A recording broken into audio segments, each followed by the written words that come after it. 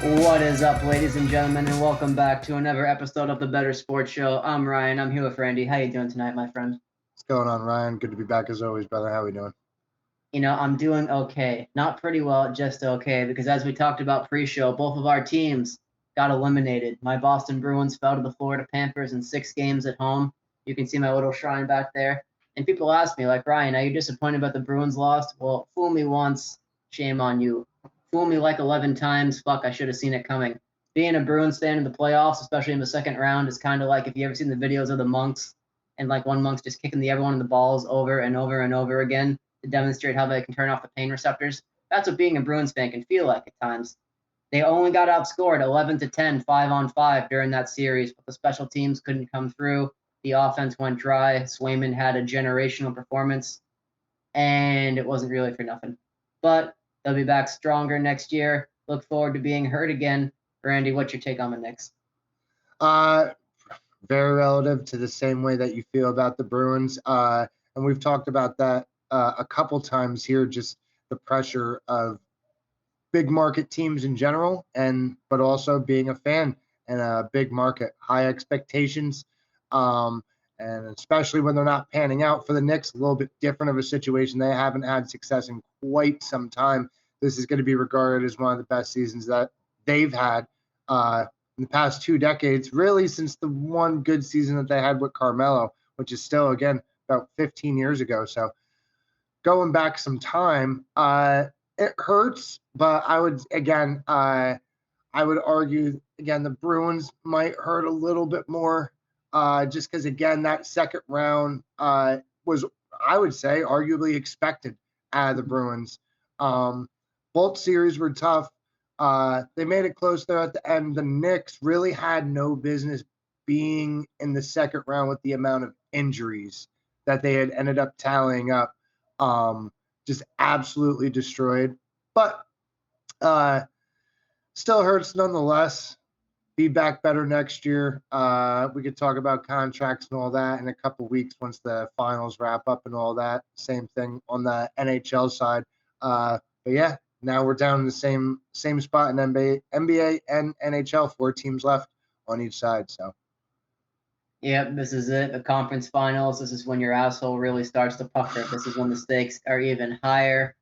This is for all the marbles, boys, because after this, it's the championship rounds, Stanley Cup, and the NBA title. And looking at last night's game, when you see this will come out on a Wednesday or a Thursday. Last night we had the Celtics versus the Pacers.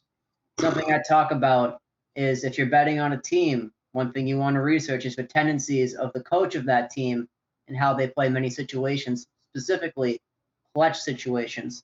Rick Carlisle made the decision to not foul at the end of that game up 3, right? They could have fouled, had the Celtics take the 2 free throws, and still had that 1-point margin with possession. But they didn't, and they allow the inbound pass to Jaylen Brown after Halliburton turned it over. I don't know really what was going on there. I don't think he did either. But the Celtics end up with possession. Jaylen Brown drains the 3, and it goes into overtime where the Celtics eventually win. Now, the Pacers still did cover the spread, so shout out to them for doing that. Good teams win, great teams cover. What did they open at? +10 there. Am I correct? Yeah, they were at +9.5, +10 across the industry, 1 to 10.5. Got some buyback on Indy and settled in that range throughout the entire day. So they did cover. But, and this is especially true come football season, if you're betting on like player props and things like that, know what your coach does at the end of a game.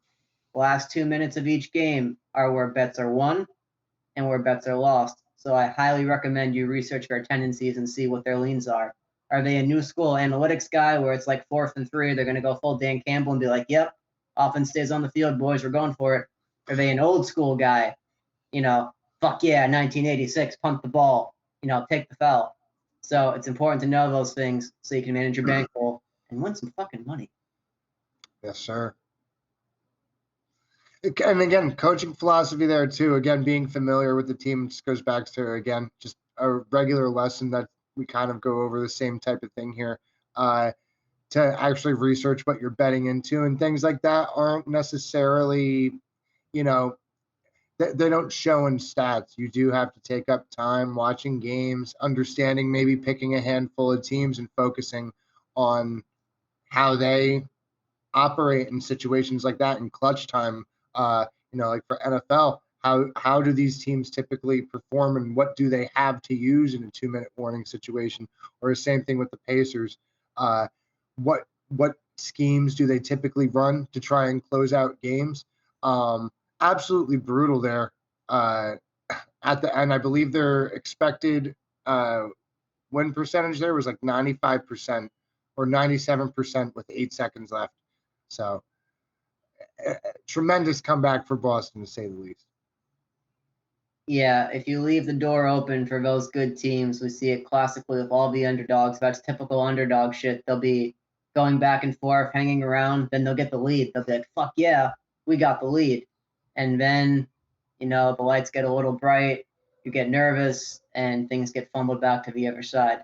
So that is why if you are going to bet those big dogs, especially in the NBA playoffs, position yourselves where, say, you have a unit on the spread, and maybe just like 0.25 units on the money line. Just sprinkle the money line, don't get greedy, and walk away with profit as long as they're competitive and cover the spread. That's what I do. That's generally what I push. Ultimately, it's up to you. You want to go full fucking balls to the wall, chase those plus 400 money lines. I'm not going to stop you. Just know that, it's much higher risk.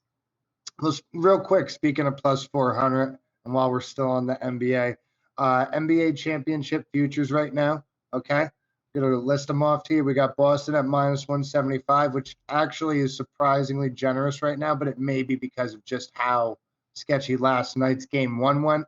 But we got the Timberwolves at plus 280, the Mavericks at plus 600, and the Pacers at plus 3,700. There is no way, right, that they can win this series. Is there a way that they can win this series against Boston? Is that I'm even going to possible? say yes. Yeah, I'm going to say yes. Especially after what we saw last night. The Pacers had that very large free throw discrepancy they had to overcome in order to keep that game competitive. Miles Turner was very dominant down low. He was hunting Horford and Cornette. Porzingis out. Now, of course, if Porzingis comes back, Game 4, I saw today. That's the most recent update as of Wednesday night that we're recording this, and this will be out Thursday. But yeah, Game 4 as of right now is the expected return for Porzingis. However, the Pacers offense, I believe, is being very undersold here, which is wild to say. It's the best offense in the NBA, just ridiculous amount of efficiency and pace with which they push the ball up the court and score. But Boston, and I say this as someone who lives in Massachusetts, right? A lot of Celtics fans are very wary because we've been in this position before, like, It's finals we should win in order to go to the NBA finals. I don't know what's going to happen here. I do think the brand, quote unquote, of the Celtics, like you said, minus 175 in the conference finals to win the title, that is bonkers. I believe the only thing I saw similar to that, the Warriors were like plus 105 in the conference finals a few years ago in 2022 when they won it. But something like that, minus odds right now, I think that's overstated. I think the Pacers have a good, at least a better than expected chance to win this series. If they steal one tomorrow, we've seen them be excellent on home court. Right? Like they say, the playoff series doesn't start until a home team loses. I really do think they're being undersold here. Realistically, it's still Celtics in 6. But, and here's my prediction, I actually have the Mavericks as my NBA champions. I agree with you there, and I feel like honestly, if you were interested in playing an NBA championship future, excuse me, I feel like the Dallas Mavericks is a respectable play with something worth putting a little bit of coin on to wait and see for maybe only a week or two if it doesn't go right, but 3-4 weeks on a return on a plus 600. Is pretty generous, I feel like, for the shot that they have. I watched a good amount of them during the regular season. I gotta say, I was not impressed. I actually thought they were going to miss the playoffs somehow again, and they did not. But they've really, I feel like, and they're starting to gel together a little bit better. But I think we're really gonna have to see if with Edwards how legit this is right now. The only thing, to speak to your Celtics odds to the point to that, I feel like the only reason they could be considered minus 175 right now is just because the Nuggets got eliminated. That's such a larger part of the equation, especially in the West. The fact that the Nuggets aren't involved right now is insane. Me personally, I was also kind of hoping for the Western Conference Finals to see the Mavs and the Nuggets go at it. That would have been, I feel like, arguably the best 7-game series out of all the teams in the postseason. Like that would have been like the finals light, essentially. Arguably better than whatever the finals matchup is going to be. The Nuggets and the Mavericks would have been great to watch for 6 or 7 games, but I'll agree with you there. I like the Dallas Mavericks. As far as right now, before anything else really plays out at plus 600, I believe they play tonight, Wednesday night, so we'll see what the result of that is tomorrow. But yeah, interesting look at the odds. It seems like they have it as, again, pretty close to 3 ways, but they figure that there's no chance that the Pacers can even come out of this series alive. Yeah, I think there's an incredible amount of value there on the Mavericks. They're being a bit undersold, in my opinion. The Timberwolves have tons of hype and media attention around them. Anthony Edwards told America, get your ass and start watching us. So people are kind of hopping on that bandwagon because a lot of casual and neutral fans probably aren't going to be cheering for the Celtics. And like you said, a lot of people don't think the Pacers have what it takes. So that falls to the Timberwolves to carry that, I guess, not bandwagon, but outside viewership. So I think there's a lot of that on them, and the Mavericks are just kind of hanging around there. I think with what they did post-trade deadline, they've been excellent, and I really think that's going overlooked. So I think that team is primed to make a run, and I truly do think they can go all the way and take the title. And then in the NHL, switching gears a little bit, we have Oilers, Stars, and Rangers and Panthers. For me, I'm very steadfast in that whoever comes out of the East is going to win the Stanley Cup, because I've talked about it ad nauseum on this show. Yeah. Oh, you're surprised. That's good. That's good. It's just the automatic chewing on it, but I'm interested. I'm delighted to hear here. So both the Panthers and the Rangers are much better at playing that strong, gritty, forechecking style where you're hitting down low, dragging things into the gutter, really fighting for every single inch. And they both have, in my opinion, the significantly better goaltending than the teams in the West. Edmonton just had a goaltending controversy in round 2. They were switching off between Skinner and Picard.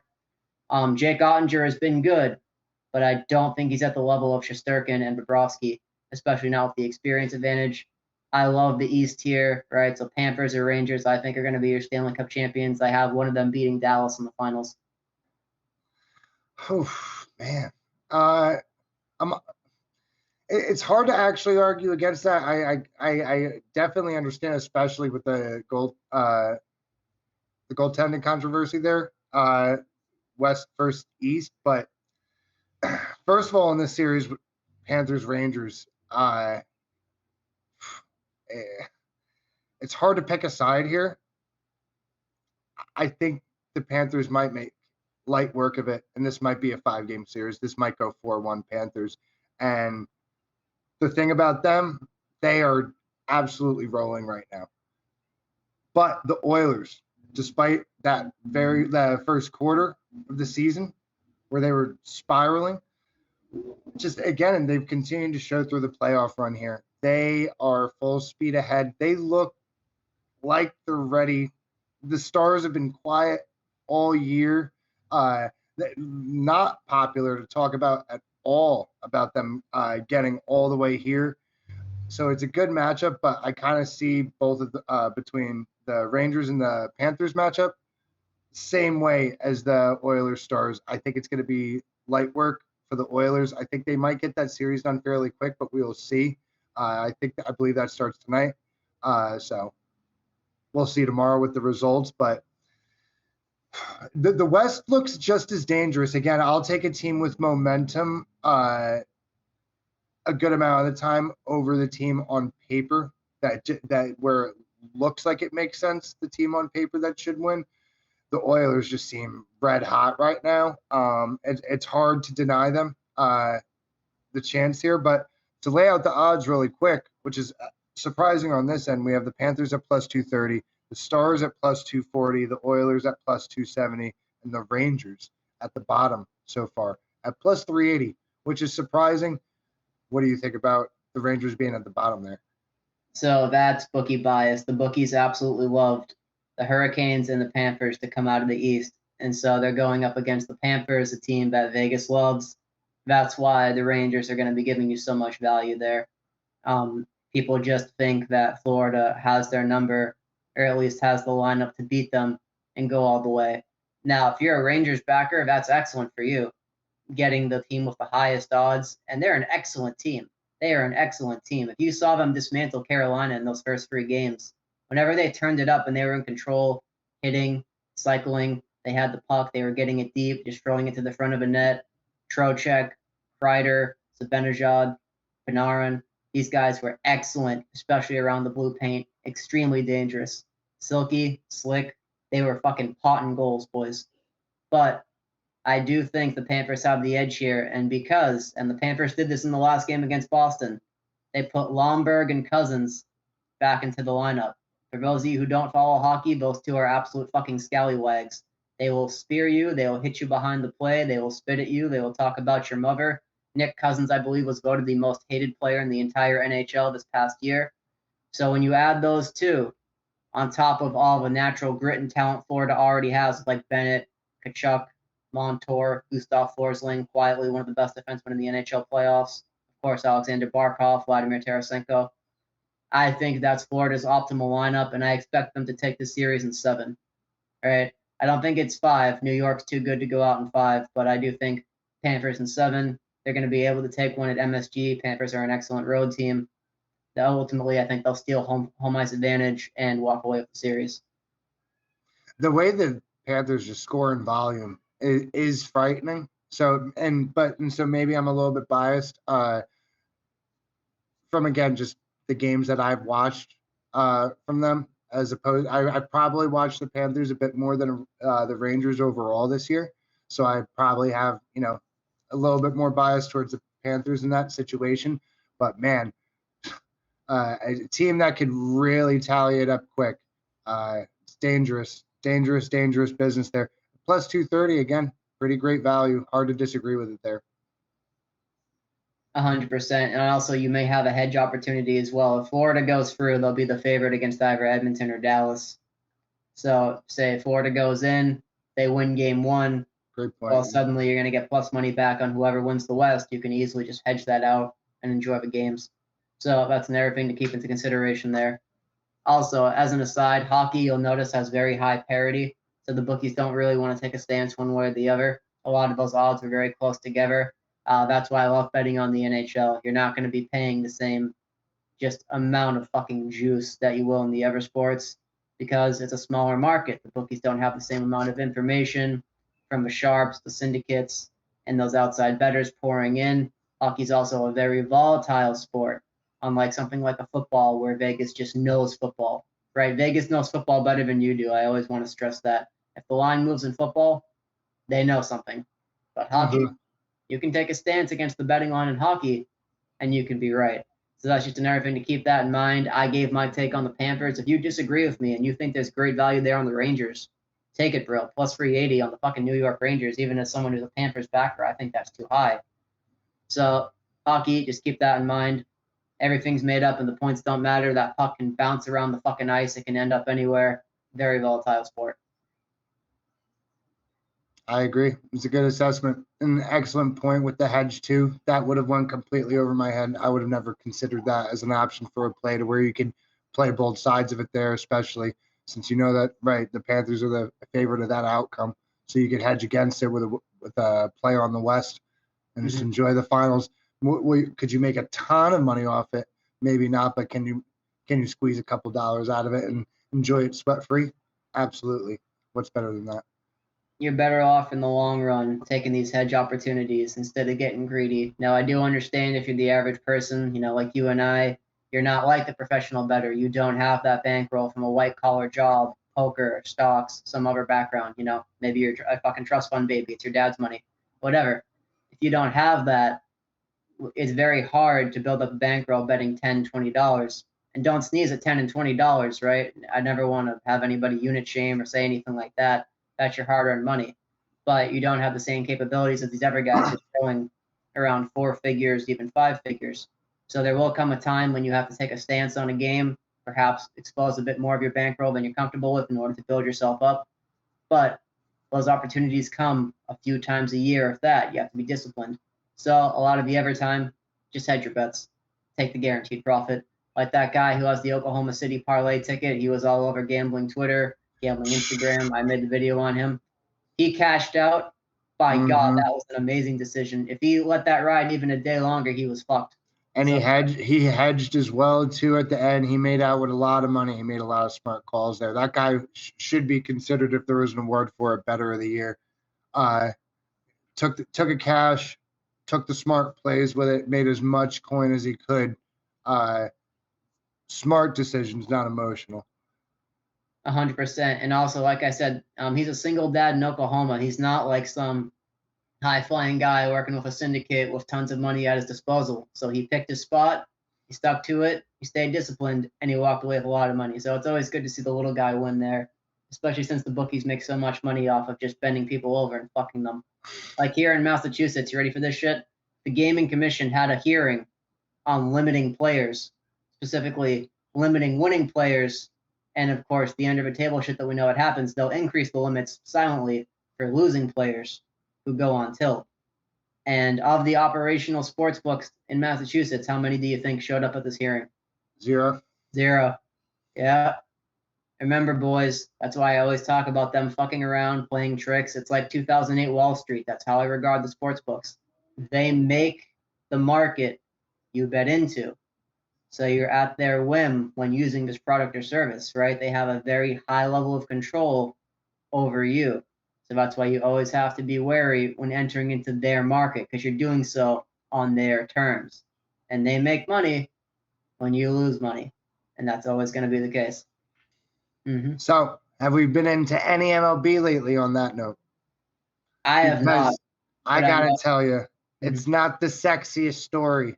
It's not the sexiest story, but I'm itching to talk about it, or at least mention it. Mentioned it in last week's or 2 weeks ago when I had covered the baseball standings briefly. The Royals right now are one of the best teams in baseball, and they were one of the worst teams in baseball last year. They are 32-19. They are only 1.5 out of first behind the Guardians, who are still holding up at 33 wins in their division. The American League is full of 30-plus win teams right now, 3 just on that side, the only other in the National League being the Phillies. MLB this year has been a ride. The Astros are slowly catching back up to 500.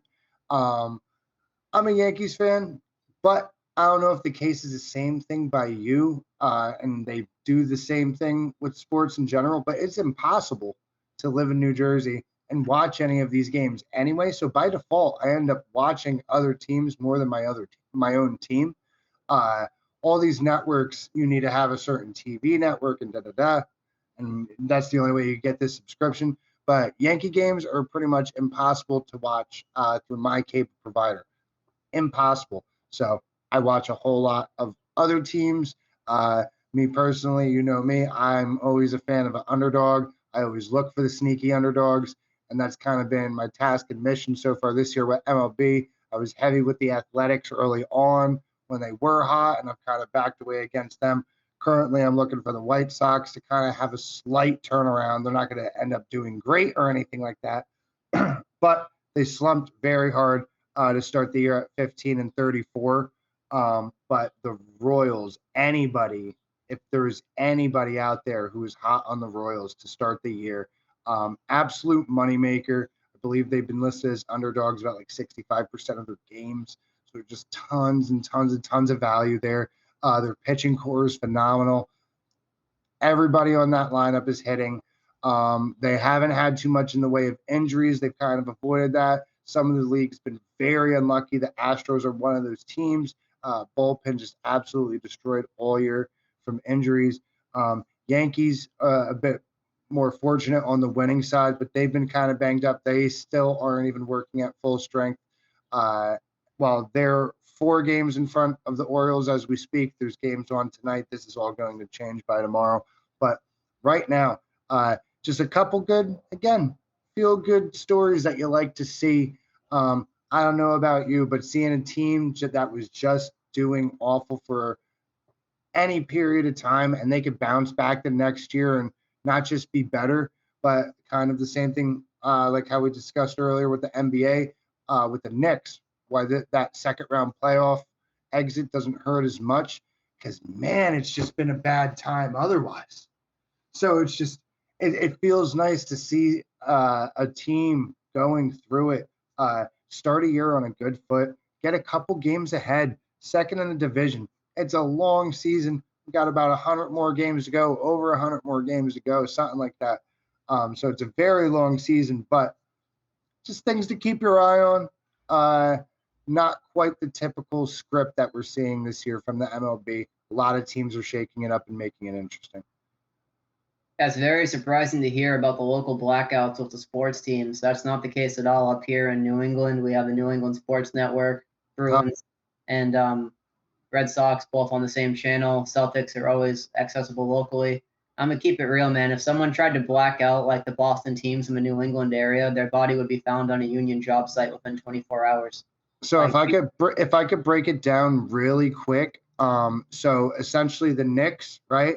They are on MSG Network. The only way that you could get MSG Network is if your cable provider is DirecTV.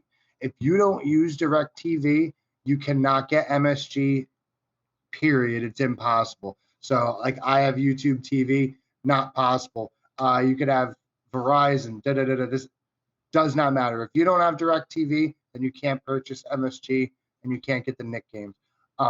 As far as the Yankees, yes, pretty much same thing. It's a subscription that requires a specific service. So it's not even like where you could just, I could buy the app and pay the subscription. They make you buy a separate service. And then again, like DirecTV isn't available everywhere in New Jersey. It's only in select areas.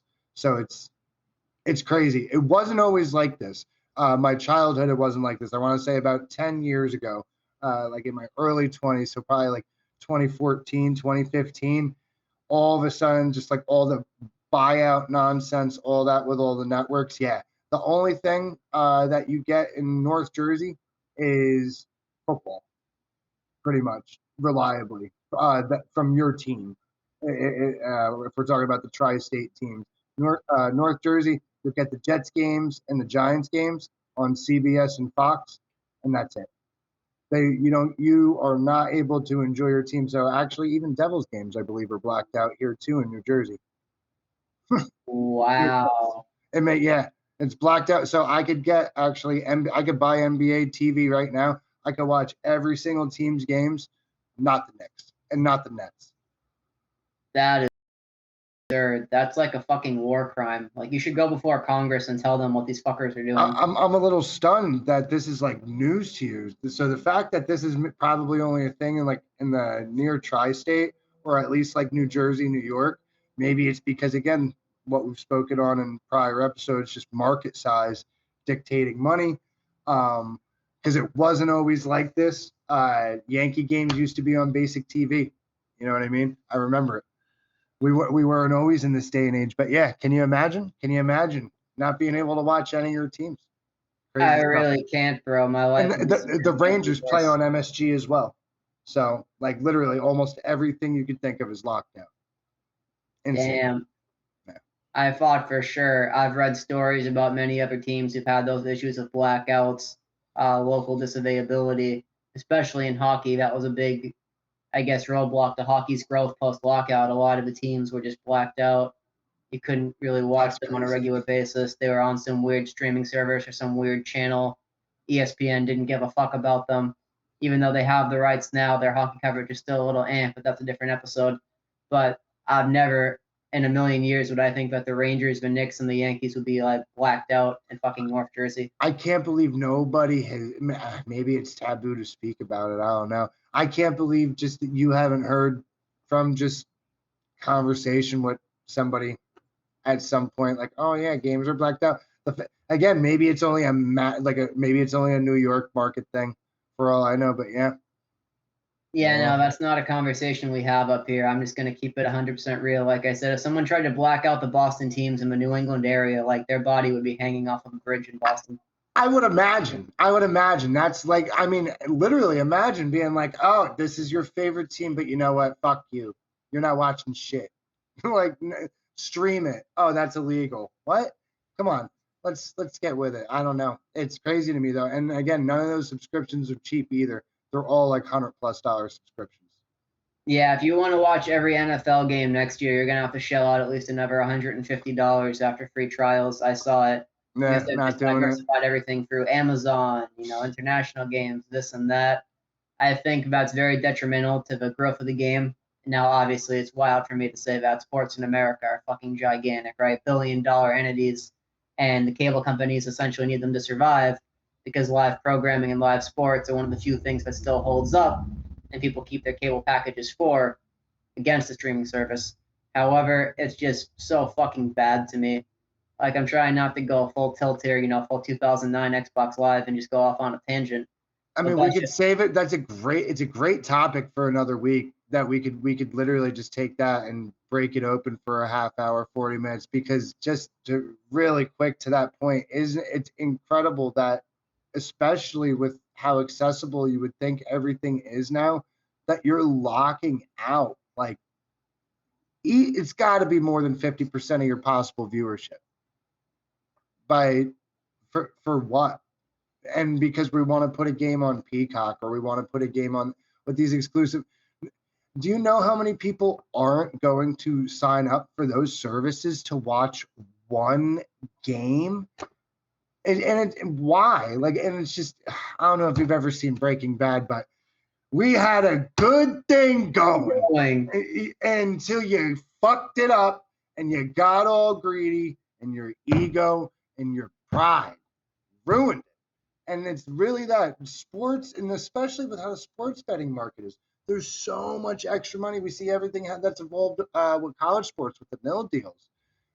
Everybody has their dollar to make, but all of a sudden now they don't want anybody to be able to view it, which is just, it's crazy to me. And without an actual alternative, it would make sense if it was directed towards a specific network, but to just gatekeep it entirely. It's craziness. Yeah, it's just fucking. I don't even know, man. I'm struggling to find the words to say it. Sports you grew up watching as a kid, that atmosphere doesn't exist anymore. Fucking the South Park special said it best. All the streaming services get together, and suddenly you're left with a bunch of fucking piss. Right? It's very bad, very anti-consumer. I don't know, man. I don't know. Bit of a downer, but we could leave it there with this episode if that's all we had, because I'm shocked for you to learn of it, because that's, again, it's a depressing notion that it's really not what we remember, and not that long ago, not even looking back that far ago, 10 years tops, much different than it is now. I do think this is a great place to end on, so I'll share this. In like Massachusetts, we have the New England Sports Network. See, as a kid, I had no fucking idea how weird that was growing up. The fact that Nesson went all in and got New England sports when the Boston teams all had their dynasty era. And so I would watch highlights from out of market teams and be like, what the fuck is this? What's Comcast? What's Bally Sports? Where's your local sports network? And I didn't know other people didn't have that. The Chicago Blackhawks owner, before his son took over, the original old guy before he passed away, would black out. This is like the late 2000s. He would black out the games everywhere, like everywhere. And his logic was, yeah, they'll come in and they'll buy a ticket, or they'll listen to it on the radio because they can't see it on the TV. He was that old school. So I would always hear shit like that, and I would go, apparently people still think that way, I guess. I mean, I there's not a logical reason for it. We could beat this horse all day, man. I hate it. I hate it because it doesn't make sense. It hurts your head when you try to make it make sense. It's crazy. I know, right? If they don't have everybody watching the games, how are FanDuel and DraftKings going to show their gambling ads to teenagers under the table and get them hooked on the next generation of gambling? Really, bro, children. Just let me send a money line, bro. Come on. That wraps it up for me for tonight. Just to give you the quick synopsis, I have the Stars versus the Panthers in the NHL. I have the Panthers winning, and I have the Mavericks getting the upset twice and winning in the NBA. So that's it for me. Randy, what do you got? Calling the shot right now. I'm telling you, the Oilers are nothing to play with. I think they're going to get all the way there. I think they hold. I think they hold it at the end. We'll see.